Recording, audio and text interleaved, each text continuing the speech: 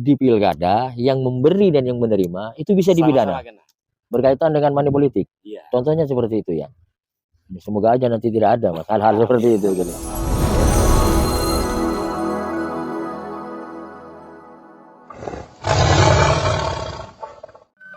Fatwa Siliwangi Official, membangun peradaban bangsa.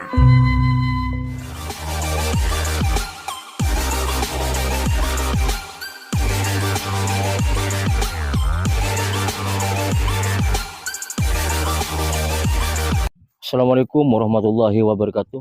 Selamat sore rekan-rekan Fatwa Siliwangi Official. Jumpa kembali dalam acara ngobrol politik. Namun untuk langkah awal, tak lupa saya ucapkan selamat Dirgahayu Republik Indonesia yang ke-79. Tetap melaju untuk Indonesia maju. Baik, dalam acara ngobrol politik kali ini kita akan membahas seputar pengawasan, konsep dan analisis potensi kasus dalam Pilkada Kabupaten Probolinggo tahun 2024. Maka untuk itu kami telah menghadirkan dua narasumber yang diantaranya Ketua Bawaslu Kabupaten Probolinggo, Yongki Hendrianto. Selamat sore Mas Yongki. Untuk narasumber berikutnya kami pun telah menghadirkan aktivis Probolinggo, Mas Binaudi. Selamat sore Mas Binaudi. Nah, untuk pertanyaan awal saya akan berikan kepada Mas Yongki. Mas, sebagai langkah untuk menambah wawasan dan gagasan khususnya bagi kita semua, maka pertanyaannya, apa sih perbedaan mendasar antara pemilu dengan pilkada ini, Mas? Yang pertama, kalau berbicara pemilu, peserta itu dari partai politik. Ya. Nah, kalau berbicara pemilihan, maka pasangan calon itu sebagai peserta. Jadi itu sebagai dasar perbedaan antara pemilu dan pemilihan. Kalau terkait regulasinya, Mas, adakah perbedaan? Regulasi ada. Memang pemilu itu regulasinya Undang-Undang 7 nomor 2017. Ya. Kalau pemilihan itu regulasinya Undang-Undang nomor 10 tahun 2016 itu. Nah, dari perbedaan regulasi itu, Mas, apakah juga ada batasan kewenangan dalam fungsi pengawasan dari Bawaslu itu sendiri? Kalau kewenangan itu bagi Bawaslu sendiri itu sama. Jadi baik itu pemilu ataupun pemilihan itu sama. Jadi kewenangan kita sebagai pengawasan, kemudian jikalau nanti ada pelanggaran, maka kita tetap menindaklanjuti. Kemudian sengketa. Jadi tiga dasar itu baik di pemilu ataupun pemilihan tetap wewenang dari Bawaslu. Oh, seperti itu ya. Sejauh ini Mas, dalam tahapan jadwal pemilihan ini Mas, adakah potensi pelanggaran pilkada ya, khususnya berkaitan dengan netralitas ASN dan lain-lain? Kalau berbicara potensi, memang di tiap event pemilu ataupun pemilihan itu kita acuannya pemetaan terhadap kerawanan potensi pelanggaran, yang mana di situ ada indeks kerawanan pemetaannya terkait dengan pelanggaran baik pemilu ataupun pemilihan. Acuan kita berdasarkan event-event sebelumnya. Jadi potensi seperti kemarin 2019 terkait ijazah palsu, kita sudah evaluasi untuk pemilu 2024. Alhamdulillah sampai sekarang tidak ada yang terkait dugaan pelanggaran ijazah palsu. Nah, untuk pemilihan nantinya potensi kerawanannya itu biasanya ada, kita memakai inovasi atau Pokja. Yang pertama ada 5 Pokja, Mas. Yang pertama Pokja Gakumdu, itu penanganan terkait dengan tindak pidana. Kemudian di situ ada Pokja netralitas ASN ya, baik itu TNI Polri, kemudian baik pemerintah desa dan sebagainya. Kemudian ada Pokja kampanye dan APK, itu dalam tahapan kampanye nanti. Kemudian ada Pokja administrasi itu, Mas. Seperti kita ketahui Mas, bahwasanya tadi kan disebutkan pemerintah desa gitu.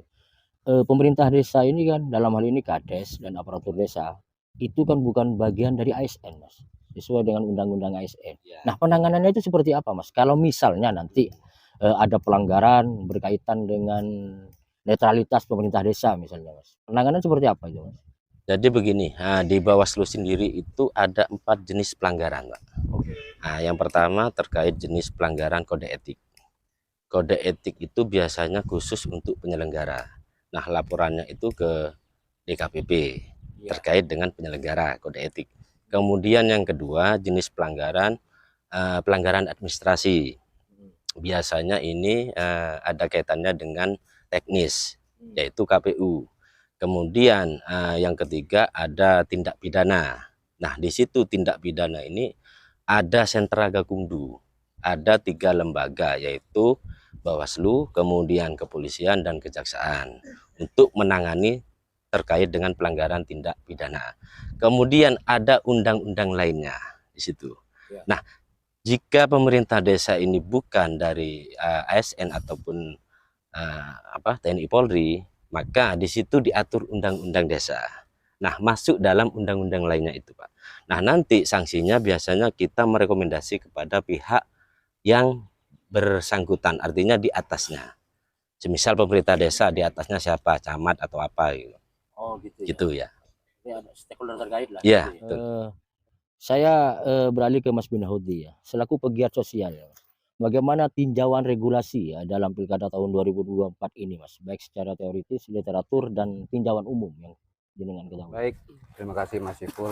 Memang dalam kontestasi politik terkait dengan pelanggaran justru ketika coba flashback dari sebelumnya ya 2020 itu naik sangat signifikan sekali terkait dengan pelanggaran yang dilakukan oleh ASN, walaupun hanya sampai hari ini pun juga pada saat itu pun juga MK tidak menganulir atau tidak mendiskualifikasi terkait dengan pelanggaran itu. Memang berkaitan dengan regulasi itu diatur dalam peraturan lain ya. Kalau misalkan terjadi pada desa itu diatur di Undang-Undang Desa Nomor 6 2014. Terus kemudian kalau ASN itu ada KASN. Ya, dan seperti itu aturannya. Cuman ada hal yang mendasar bagi saya. Namun tak kalah pentingnya kalau bagi saya terkait bagaimana mewujudkan sebuah demokrasi ya, bahwa pemilu ini mestinya harus menjadi produk politik yang tentunya untuk melahirkan pemerintahan yang baik ya, seperti itu. Seperti apa yang diamanahkan oleh Undang-Undang Dasar 1945 pasal 22 huruf E dan juga ayat 1 dan pasal 18 terkait dengan demokratisasi itu. Nah, makanya saya sampaikan di situ. Jadi indikator dari demokratis itu adalah ya kan bertitik tumpu atau menjadi tolak ukur ada pada penyelenggara. Artinya tingkat ketaatan penyelenggara dalam proses pemilihan itu seperti apa. Jika penyelenggara dalam konteks itu sudah tidak amanah atau tidak taat terhadap regulasi yang ada, maka jangan pernah berharap lahirnya sebuah produk politik itu akan menjadi baik. Itu satu. Kemudian yang kedua, berkaitan dengan persoalan indikasi-indikasi pelanggaran dan lain sebagainya. Memang justru multitafsir menurut saya ketika ngomong persoalan mengenai netralitas itu. Jadi saya juga berpikir sebagai pemikir ya, seperti apa sih terminologi dari netralitas itu. Contoh misalkan dalam prakteknya, misalkan seorang ASN pulang dari kantor, kemudian pada masa kampanye terjebak dalam kampanye itu, maksudnya dalam woro-woro terus atau ya dalam bentuk konvoi dan lain sebagainya. Kemudian ada yang mengambil gambar di situ. Nah, di situ kemudian dilaporkan. Nah, ini seperti apa bentuk, entah itu merupakan itu adalah sebuah punishment atau menjadi tolak ukur bahwa di situ sudah tidak netral lagi. Tuh, kemudian yang ketiga terkait dengan persoalan money politik, keterlibatan misalkan kepala desa dalam hal mengarahkan, terus kemudian berkaitan dengan money politik dan lain sebagainya. Ya, itu sulit sementara ini untuk menafsirkan bahwa itu adalah masuk dalam pelanggaran. Nah, seperti itu, Pak. Jadi itu. Terus kemudian akhir-akhir ini kita ketahui dalam setiap rapat di kantor dinas dan lain sebagainya ada jargon sekarang ini sepertinya yang sering kali ya mudah-mudahan semua baik-baik saja itu diganti menjadi SAE itu, Pak. Apakah itu masuk dalam bentuk pelanggaran secara normatif gitu loh, maksud saya seperti itu. Ini jadi pertanyaan, mumpung ini ada penyelenggara di sini, Pak. Ya, SAE itu bahasa Madura, bahasa Jawa ya. Nah itu madurannya itu kan.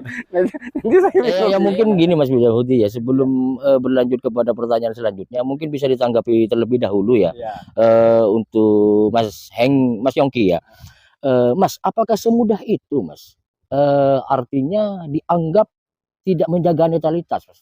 Tadi kan sudah dicontohkan oleh Mas Binahudi, dalam suatu perjalanan pulang misalnya tadi disebutkan, terjebak dalam suatu kegiatan kampanye lalu difoto gitu. Apakah secara fungsi pengawasan, apakah tidak ada kajian dari Bawaslu? Apa serta-merta apa itu nanti dinyatakan sebagai bentuk pelanggaran, Mas? Jadi saya jawab ya. Jadi begini Mas, di Bawaslu itu kan kita kolektif kolegial. Iya. Artinya semua pimpinan terlibat dalam pleno untuk mengkaji semisal ada laporan atau temuan. Apakah itu sudah memenuhi unsur pelanggaran atau tidak. Nah itu perlu pengkajian. Jadi kalau hanya berupa foto, itu kan hanya satu bukti. Sedangkan di kita minimal 2 alat bukti. Jadi untuk menentukan foto itu kapan dicetaknya, kapan difoto, itu kita perlu penelusuran. Investigasi ya? Investigasi, artinya gitu. Jadi kalau berbicara simbol atau apa ya, semacam sandi lah untuk paslon ataupun calon kemarin di pemilu 2024, itu kan memang ada beragam kode lah untuk parpol masing-masing. Jadi kami mensosialisasi kepada ASN, TNI, Polri untuk tidak memakai simbol itu di masa atau momen politik. Jadi semisal waktu memang ada foto, ada yang coba-coba sudah, yang foto kemarin sudah kadaluarsa, itu tidak masalah karena kajian kita apakah foto itu terbaru atau tidak. Kalau di masa kampanye foto itu dicetak, artinya difoto pada saat itu sudah masuk dalam kategori berpihak. Tetapi foto semisal 2 tahun yang lalu itu nggak masuk, karena simbol ini kan fleksibel. Jadi siapapun, contoh seperti sarang hiu, itu kan sering masyarakat memakai ASN dan lain sebagainya, dan itu simbol itu dipakai di pemilu kemarin. Nah memang ada beberapa laporan terkait foto dokumentasi, maka kita tidak bisa memastikan ini pelanggaran.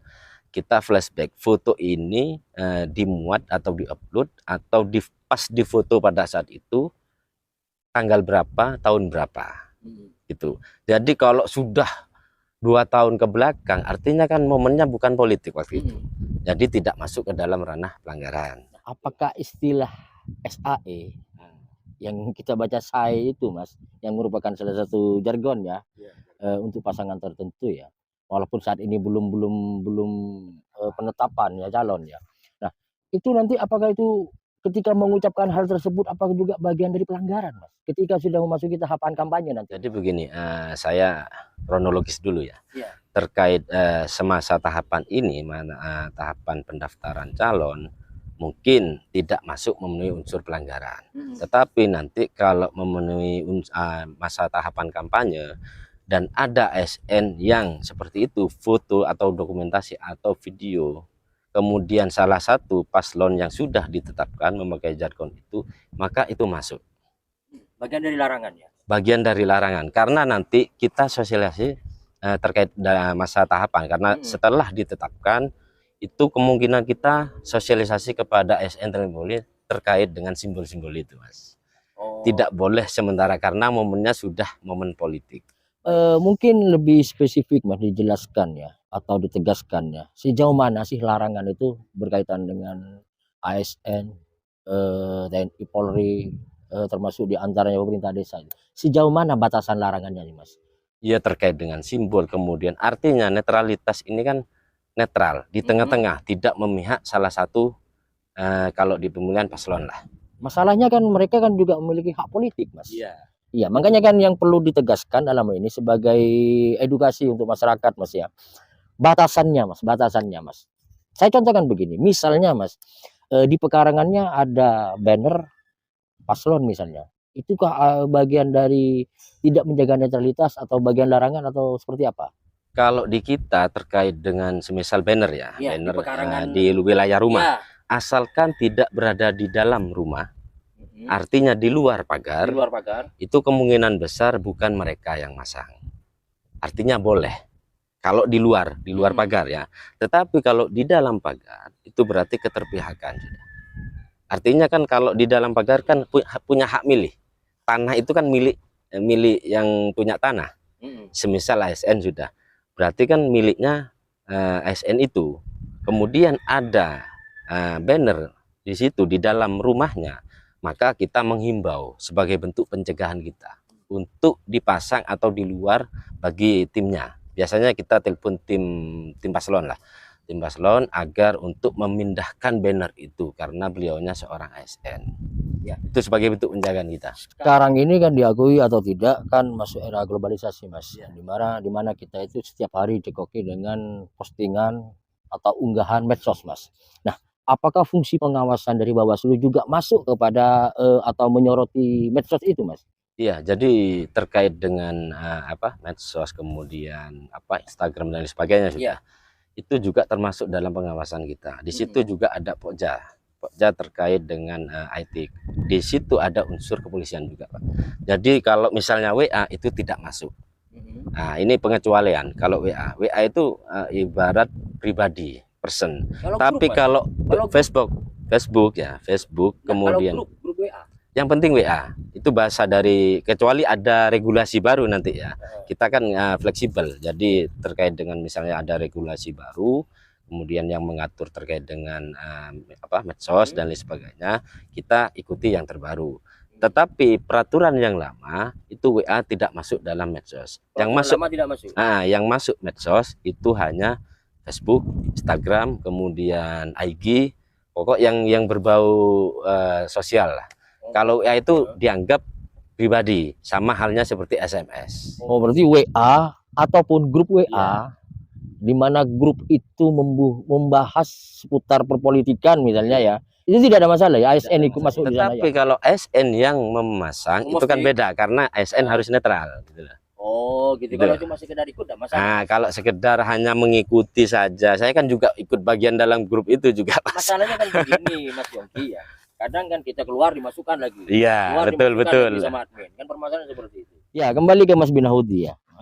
Apa sih Mas hal yang paling fundamental yang perlu diantisipasi agar dalam pilkada ini terhindar dari adanya pelanggaran tadi itu? Pelanggaran itu memang sulit atau susah untuk diberantas ya, khususnya pertama itu yang paling melekat itu adalah money politik ya.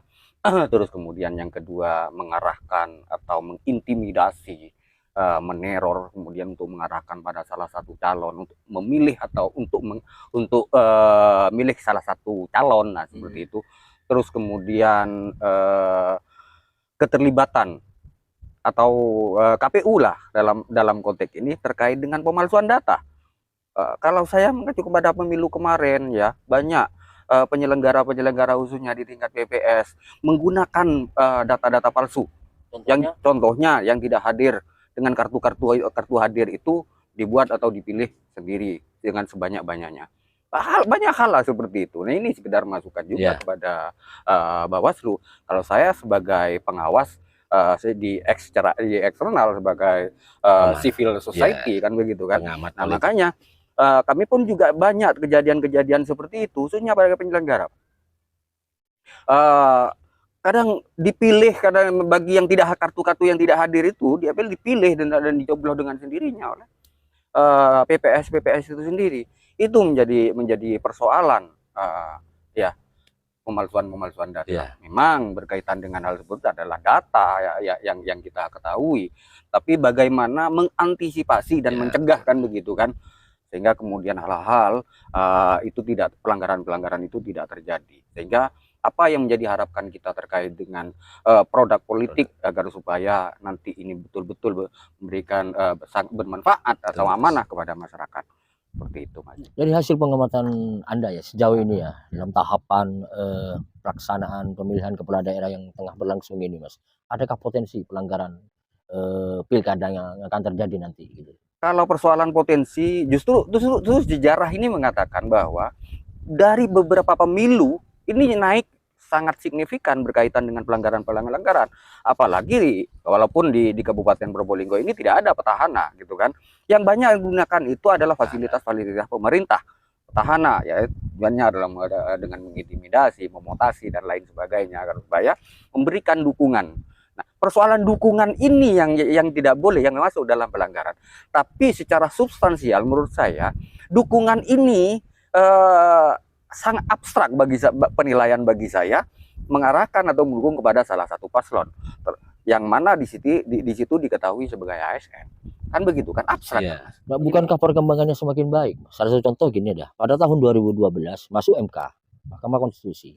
Namun pada Pilkada tahun 2018 tidak ada gugatan. Saya beberapa kali mengutip tulisan-tulisannya Mahfud MD ya, sebagai pasca menjadi hakim di MK, bahwa beliau mengatakan 100% pelanggaran yang terjadi dalam pemilu, baik pemilu kada ataupun pemilihan umum, seperti itu. Walaupun sampai pada meja MK tidak bisa dibuktikan, hanya ada pengecualian di situ, gitu kan.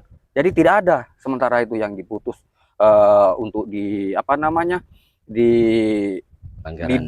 didiskualifikasi. Memang tidak pernah ada hal seperti itu. Namun ada hal-hal yang lain di situ. Iya, Mas Yongki ya.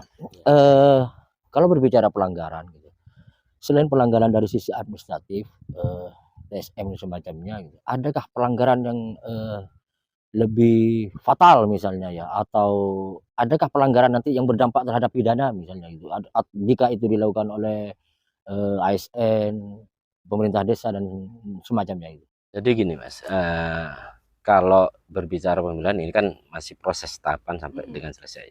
Kita setidaknya punya referensi di pemilu sebelumnya gitu, terkait dengan ini yang fatal kemarin di 2019 terkait dengan ijazah palsu. Ijazahnya asli tapi palsu. Itu pemilu, Pak? Pemilu. Nah, itu baru ditemukan pada saat hampir mendekati pelantikan. Nah, itu ada laporan ke kita, maka kita menindaklanjuti bahwasanya memang ijazah asli tapi bukan atas nama yang bersangkutan.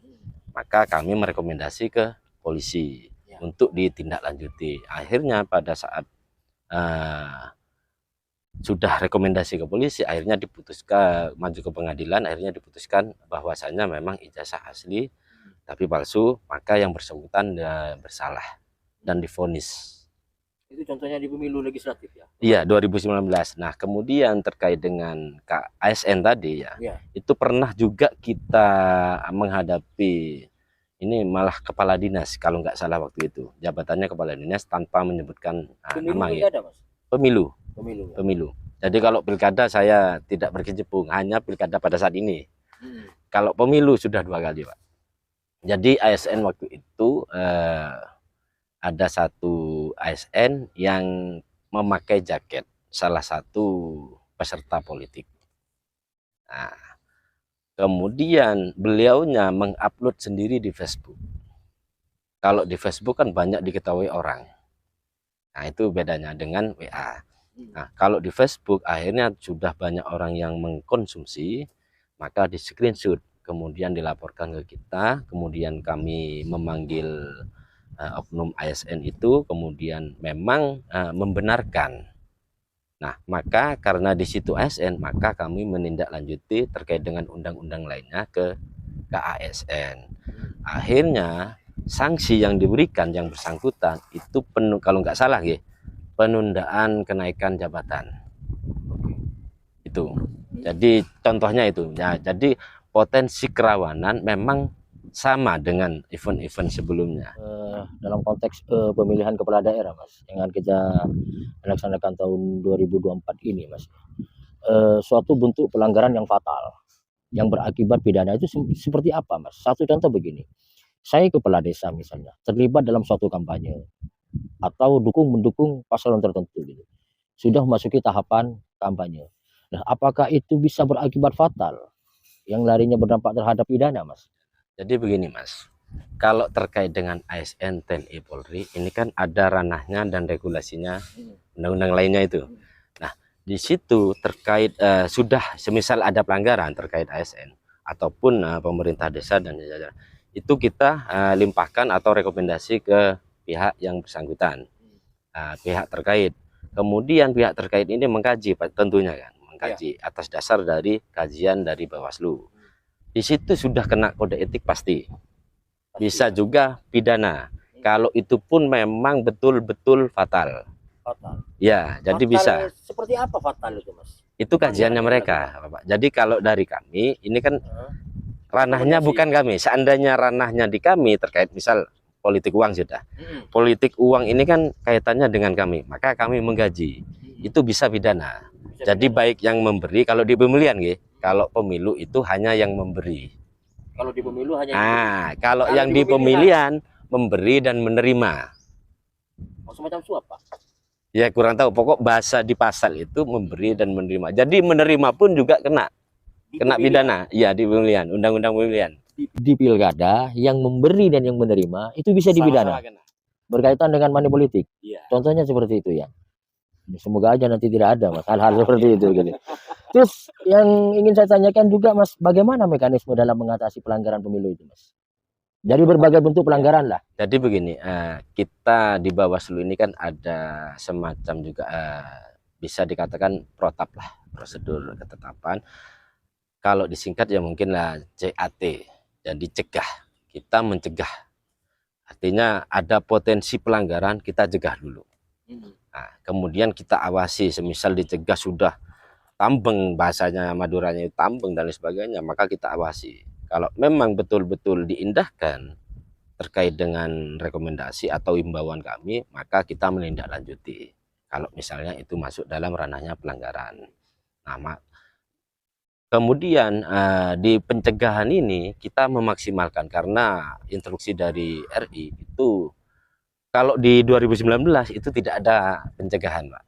Jadi kita mengawasi, kalau memang ada pelanggaran baru itu langsung masuk. Nah, kalau sekarang itu kita mengoptimalkan pencegahan. Artinya di masa-masa tahapan kita sering menghimbau. Memberikan surat. Mas, dalam hal menghimbau itu. Memberikan surat kepada instansi-instansi, semisal ASN, kita berikan surat netralitas, kemudian kepala desa dan sebagainya. Kita sudah bersurat. Tiap ada tahapan. Nah, sosialisasi itu seperti besok kita akan mengadakan sosialisasi dengan masyarakat, terutama pengawasan partisipatif. Itu ormas, kemudian jurnalis juga dan lain sebagainya, itu banyak kita undang besok. Jadi kita melibatkan unsur-unsur elemen masyarakat dalam upaya pencegahan itu. Karena kenapa? Karena di SDM kita kan sangat minim. Di tingkat desa itu hanya 1 orang pengawas. Kemudian di tingkat kabupaten hanya 5. Jadi kita juga membutuhkan elemen masyarakat, terutama dari teman-teman media, kemudian dari aktivis, kemudian dari pemerhati pemilu. Ya, artinya kita bersinergi, berkolaborasi terkait mensukseskan pemilihan nanti. Gitu. Jadi Mas Binauji mungkin ada yang mau ditanggapi dari penyampaian Mas? Ya ada. Ini secara normatif ya tentunya apa yang disampaikan dan jelas sesuai dengan regulasinya. Cuman dalam hal ini juga saya sampaikan terkait dengan pelanggaran yang saya maksud adalah money politik. Kita menjadi tolak ukur terkait dengan partisipasi masyarakat dalam memberikan suara atau pilihannya dalam TPS. Nah, kita ketahui sudah disampaikan juga bahwa ada penurunan partisipasi masyarakat dalam pemilu kada. Dalam pemilu kada yang maksudnya berarti animo masyarakat untuk memberikan suara kepada salah satu paslon ini sudah cenderung turun. Nah, maka kemudian salah satunya yang diantaranya untuk memicu tingkat partisipasi atau kehadiran masyarakat itu adalah uang, atau barangkali Pak Ketua atau Mas Yongki, barangkali ada kaidah lain sehingga kemudian ini tidak masuk dalam pelanggaran-pelanggaran yang namanya money politik itu. Contoh misalkan dalam hadiah, sehingga masyarakat itu memang susah dan sulit untuk bagaimana memberikan kesadaran pentingnya menyalurkan hak suaranya adalah untuk masa depan yang 5 tahun ke depan. Itu nggak sulit itu kan. Nah, makanya bagaimana upaya untuk partisipasi masyarakat itu meningkat. Itu menjadi persoalan. Dan mungkin nanti dalam rakor, entah itu dengan Bawaslu pusat, mungkin ada semacam regulasi yang sekiranya membolehkan agar supaya cara-cara seperti itu bisa dilakukan hingga tidak masuk dalam pelanggaran. Artinya Barangkali dilegalkan, seperti Pak. Gitu. Iya. Jadi begini ya, kalau secara regulasi hari ini politik uang memang masuk ke dalam kategori pelanggaran. Cuman dari sisi penyelenggara sendiri ini sebetulnya seandainya ada dari KPU mungkin lebih teknis ya, lebih teknis terkait dengan partisipasi masyarakat dalam hal nanti pada saat memilih para pemimpin yang berkualitas itu. Karena di tiap event pemilu kada itu memang secara grafik itu turun. Nah, cuman indikator dari penyelenggara sendiri itu yang pertama mungkin terkait dengan TPS yang berada jauh dari lokasi ya pemilih. Bisa jadi itu indikator yang pertama, karena kita tidak bisa secara detail untuk menyampaikan kepada pemilih bahwasanya apa keluhannya kok sampai seperti itu. Jadi kemungkinan indikatornya mungkin wilayah TPS yang berjauhan. Kemudian terkait dengan pemilih yang bekerja di luar kota. Artinya pertimbangan untuk memilih itu lebih kecil daripada di pekerjaannya yang padahal di situ secara nasional sudah diliburkan. Ya begitu Pak ya. Diliburkan. Nah, mungkin itu indikator yang utama bagi penyelenggara seperti kami. Jadi baik KPU ataupun Bawaslu itu PR kita bersama sebetulnya, Pak. Makanya kita mengajak elemen masyarakat untuk menyadarkan masyarakat untuk pada saat hari H di tanggal 27 November nanti untuk berbondong-bondong ke TPS yang terdekat. Nah, untuk berpartisipasi memilih calon pemimpin yang memang berintegritas tinggi dan berkualitas. Selain money politik, Mas, selain politik uang, memberikan sembako itu apa juga dilarang? Kalau sembako di aturan kemarin dilarang. Di aturan kemarin dilarang. Ya, sekarang, Pak? Enggak, memang dilarang. Oh, memang dilarang. Tetap dilarang ya. Tetap ada nominal yang bunyi nominal di aturan itu. Dan Batasannya, itu Pak? Banyak multi tafsir, Pak. Betul. Batasannya berapa angkanya? Kalau sekarang sepertinya 100. Kalau yang pemilu kemarin ya 2024. Kalau yang 2019 60. Jadi sembako itu memang sudah dilarang. Artinya walaupun bentuknya apa. Nah, ini kadang kan ada calon ya. Berbicara pemilu ya. Ada calon kemarin yang artinya memberikan uang. Itu bahasanya untuk saksi ataupun uang transport, dan itu nominalnya di bawah yang diatur.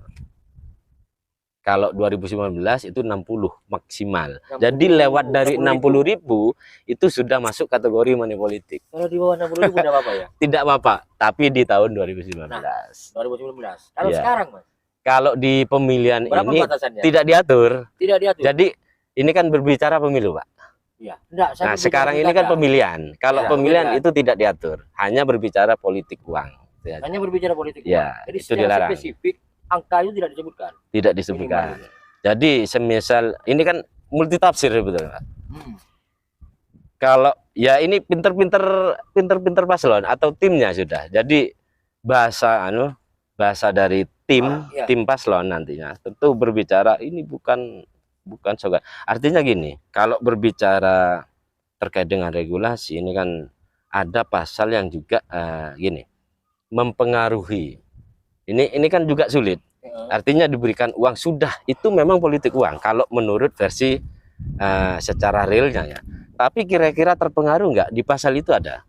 Kalau artinya terpengaruh terhadap nyoblos ini, baru nyoblos itu baru masuk.